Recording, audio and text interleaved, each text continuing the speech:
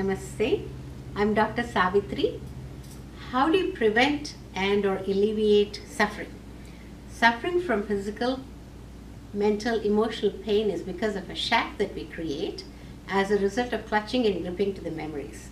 Our nature is not to be clutched. Then why do we clutch? Why do we make these connections? Today I would like to shed some light on how not to clutch, how not to grip. I would like to call it a facet of science of inner bliss. If you look a little deeply, you will realize your thoughts by their very nature are independent.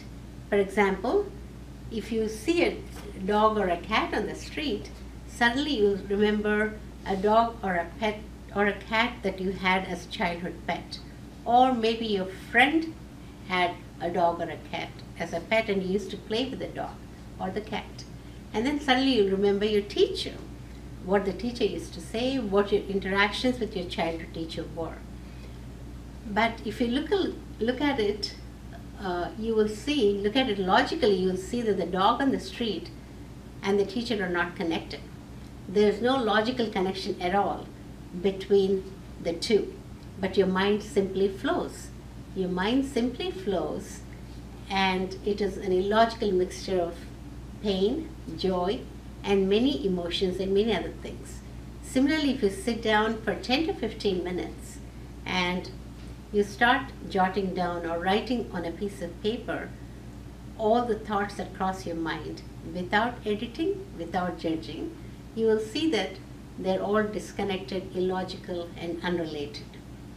All our thoughts are illogical, independent, completely disconnected, and completely unrelated.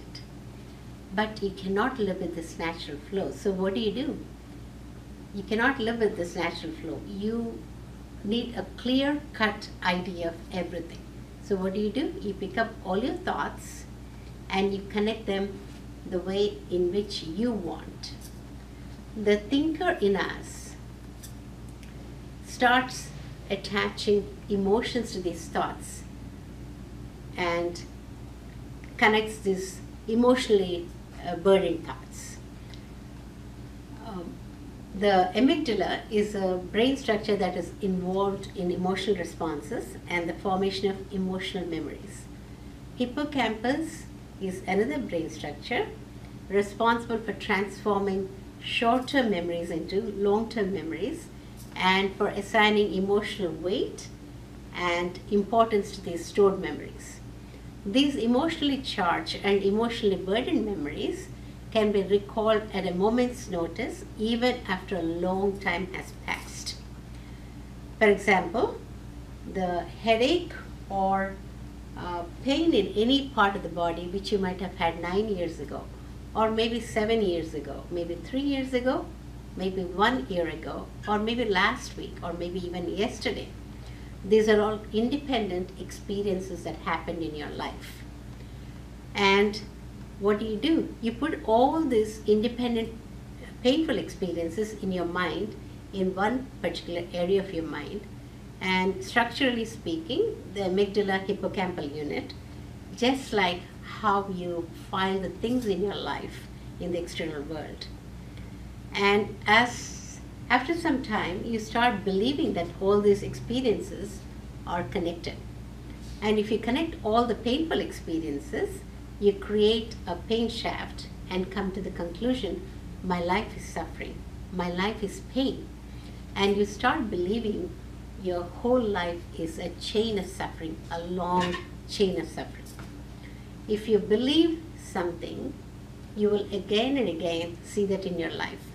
That is why again and again Vedic rishis say, you create what you want and you do not see what is.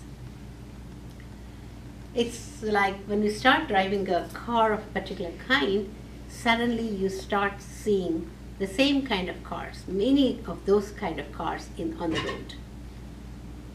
If you believe your life is nothing but pain, you do two things. Unconsciously, you gather more and more incidents and strengthen your faith. And consciously, you try to break that shaft, fighting to stop. And if you believe your whole life is full of joyful experiences, you make a shaft of joyful experiences, but you're constantly, unconsciously, you're constantly in fear. Will it end?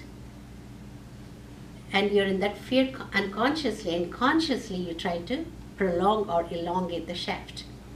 And this kind of drama we're constantly playing with ourselves.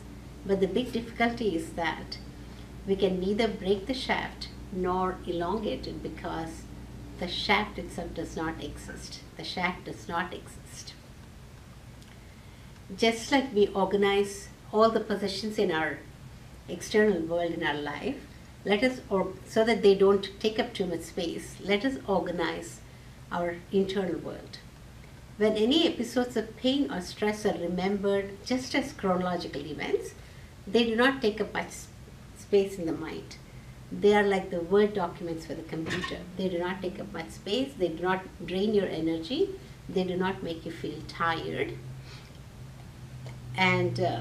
But if these episodes are not remembered as chronological events, but we attach emotions to them, they are like the picture photo files in the computer. They take up a lot of space, they drain our energy, and they make us feel tired, causing painful states, causing disease states. This baggage of experiences, we're all carrying this baggage. I like to call it a black bag.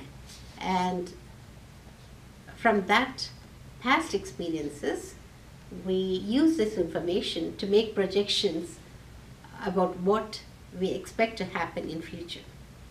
Upanishad-based theory of our body layers sees the physical disease as arising out of the above, what we talked about, the emotional, mental layer, and the Sanskrit term for it is manomaya kosha. Yoga, pranayama, meditation, and gratitude help us in this manomaya kosha and stop the stress. The Sanskrit term for it is adhi, from trickling down into the next two layers that are called in Sanskrit as pranamaya kosha and annamaya kosha, and thereby preventing the psychosomatic ailments, and the Sanskrit term for it is adhijabhyani. Allopathic approaches for pain is the usual: acetaminophen, which is popularly called Tylenol, non-steroidal anti-inflammatory medications like ibuprofen, popularly called as Motrin and Advil, and adjuvant drugs like anti-anxiety medications and antidepressants. World Health Organization, WHO, defines health as a state of complete physical, mental, emotional, social, and spiritual well-being, and not merely the absence of disease and infirmity. Many of these integrative, holistic approaches like yoga, pranayama, meditation, gratitude, hypnosis, energy healing, acupuncture, they form a part of this integrative approach for pain management and management of many psychosomatic ailments. This gives us a sense of well-being and not just diseaselessness. I like to conclude by saying our body is intelligence. It works not because of us, but in spite of us. Thank you.